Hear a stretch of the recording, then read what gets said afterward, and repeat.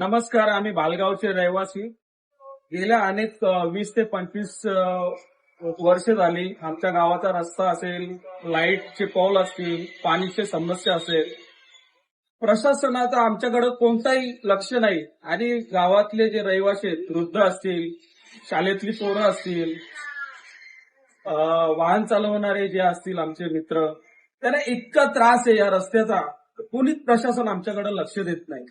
आणि आमची जी आता अवस्था अशी झालेली आहे की आम्ही कोणाकडे जाऊ, कारण की प्रत्येकाकडे आम्ही लेटर दिलेत, आमच्याकडे कोणच लक्ष देत नाही अजूनपर्यंत.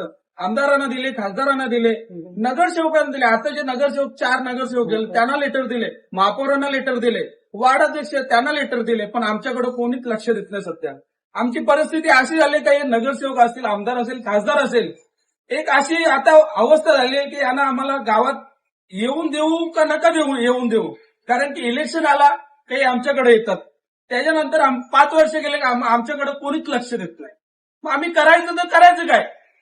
एकतर तुम्ही आमचा रस्ता जो आहे तो व्यवस्थित करून द्या, पूर्णपणे कॉन्क्रिटीकरण करून द्या. आयडियल कॉलेज ते मराठी शाळा आहे तोपर्यंत तो रस्ता आम्हाला कॉन्क्रिटी करून द्या. फक्त आश्वासन देतात, इलेक्शन आले का आश्वासन देतात, तुमचा हा रस्ता आम्ही करून देऊ. आमची पूजा असते 1 मेची, ते 1 मेच्या पूजेला फक्त येतील आणि बोलतात का हा रस्ता आम्ही या हप्त्यामध्ये तुम्हाला रेडी करून देतो. आम्ही ते आश्वासन ग्राहक करतो की साहेब आम्हाला करून देतील, पण कितीक वर्ष झाली, 4-5 वर्ष झाले करून देतो, पण काय होतच नाही.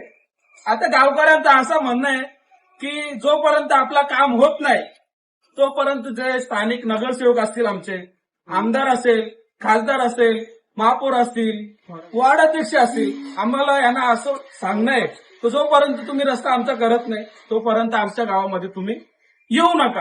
तर अन्यथा तुम्ही आले तर कोण काय बोलेल ते जबाबदारी तुमची.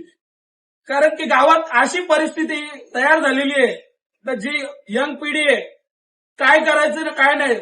गावात जर रस्ता असेल कुठला थोडा छोटा मोठा, आम्ही सोय खर्चाने पैसे काढतो आणि करून घेतो. तो आमदार येत बोलतात फक्त तर करू आपण. आम्ही त्यांना हे नाही करत का तुम्ही करत नाही, करतात पण तात्पुरत्या स्वरूपात खरी करतात. ती पाऊस पडला का ती निघून जाते.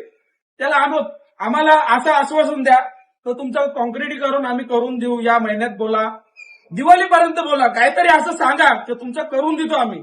जर तुम्हाला आमच्या मनात पण होईल का रस्ता केला तर तुम्हाला बेंड लावून आम्ही गावातून अख्ख्या गावात मिरवू. जर नाही झाला तर 5 वर्ष झाली करतो, कधी होईल तो? कुठेतरी याला पूर्णविराम करा. आमचा रस्ता आहे तो व्यवस्थित करून द्या.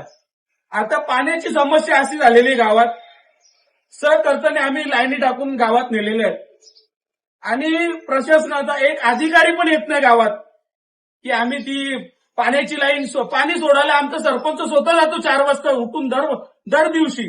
प्रशासनाला एक माणूस येत नाही. आम्ही टॅप मारून पाणी गावात नेलेलं आहे, त्याच्याकडे कोणाचं लक्ष नाही. इलेक्शन येतात, आम्हाला आश्वासन देतात आम्ही तुमचं हा काम करू, तो काम करू. आम्ही ग्राह्य धरतो का होईल काम, साहेब आज ना उद्या करतील, आपल्याकडे लक्ष आहे त्यांचा.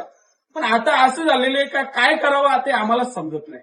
गावात राहणारी वर्ग आहे त्यांना आता ते लाईटीचं फुल लोड आले आणि जे नवीन आलेले रूमवाले त्यांना पण आमच्या ट्रान्सफॉर्मरवरून कनेक्शन दिलेलं आहे. तो लोड काय घेत नाही आता ट्रान्सफॉर्मर आमचा. आमची अशी समस्या आहे तर त्याचा एक तर हे कॅपॅसिटी वाढवा किंवा अजून एक ट्रान्सफॉर्मर कुठेतरी गावात टाका. कारण की रात्र बेरात्री आमची गावातली मुलं जातात आणि ते बनवतात. विद्युत खात्यातला एक पण माणूस आमच्या गावात येत नाही बनवायला. रात्री गेली का आमच्या गावातले जे पण कोणी असतात करणारे ते जातात बाबा, ते त्यांना हात जोडून आमची हे, कारण की ते उठतात आणि जातात, पाणी पडो काही पडो पण बनवतात. त्यांचं पण आम्ही धन्यवाद करतो कारण की ते गावासाठी जातात. कुठेतरी ही पण समस्या आहे, याच्याकडे पण आमच्याकडे ध्यान द्या. प्रशासनाच्या समोर हात जोडून विनंती करतो.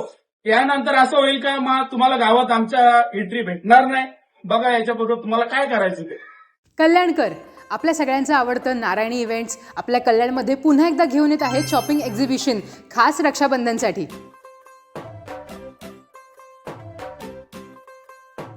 जिथे असतील 100पेक्षा जास्त स्टॉल्स आणि लोकेशन असेल त्रिवेणी बँक्वेटमधल्या 3rd फ्लोअरवरच्या मूनस्टोन ह्या बँक्वेट हॉलमध्ये.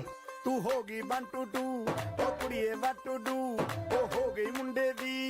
या एक्झिबिशनचा शॉपिंगचा उत्साह द्विगुणित करण्याचं काम करणार आहे इथला सुंदर ॲम्बियन्स. कपडे, ज्वेलरी, आर्ट, होम डेकॉर अशा A to Z प्रकारच्या वस्तू तुम्हाला एक्झिबिशनमध्ये खरेदी करता येतील. या एक्झिबिशनमध्ये असतील अगदी ठाणा मुंबईपासून आलेले 100पेक्षा जास्त ब्रँड्सचे स्टॉल्स. नारायणी इव्हेंट्सनी ऑर्गनाईज केलेल्या लास्ट एक्झिबिशनला 25,000पेक्षा जास्त व्हिजिटर्स आले होते. तर मग कल्याणकरांनो, नारायणी इव्हेंट्सने दिलेल्या या संधीचा फायदा घ्या. मनासारख्या शॉपिंगचा आनंद घेण्यासाठी एक्झिबिशनला नक्की व्हिजिट करा. 3rd floor Moonstone banquet hall, Triveni garden, Raunak सिटीच्या जवळ, कल्याण वेस्ट येथे. आणि यंदाच्या रक्षाबंधनाला घ्या काहीतरी खास. Happy shopping.